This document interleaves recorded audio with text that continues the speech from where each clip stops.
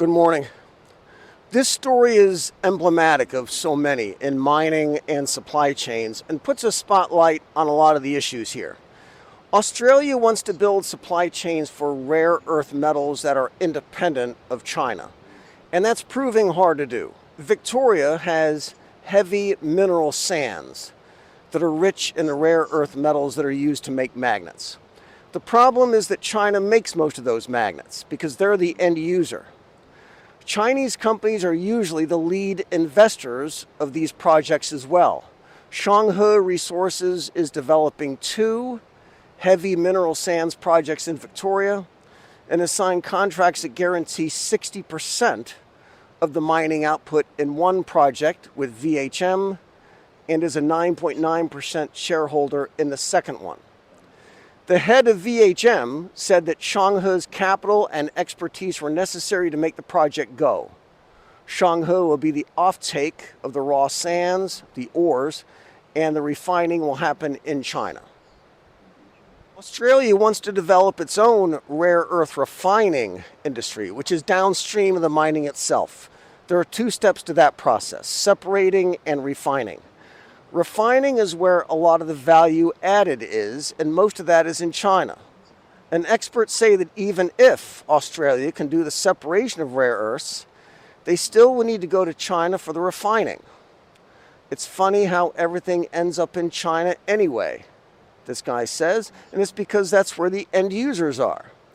And it's ultimately a cost problem. Separating rare earths outside China would be many times more expensive, and separators would still depend on China for reagents, then shipping to China anyhow for the rest of it.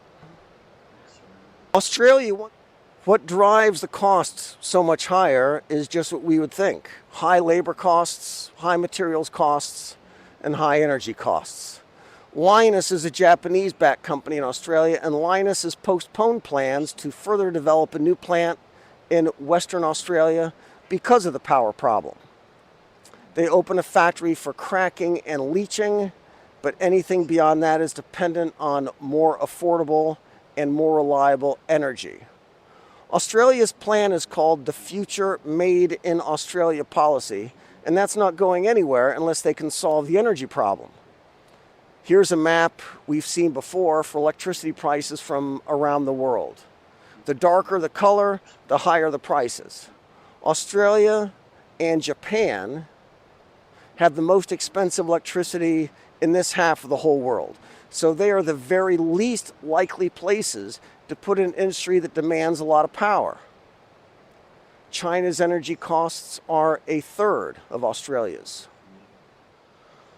High labor costs and high transport costs factor in too, and Lynas is seeing their profit margins squeezed on the other side by falling prices.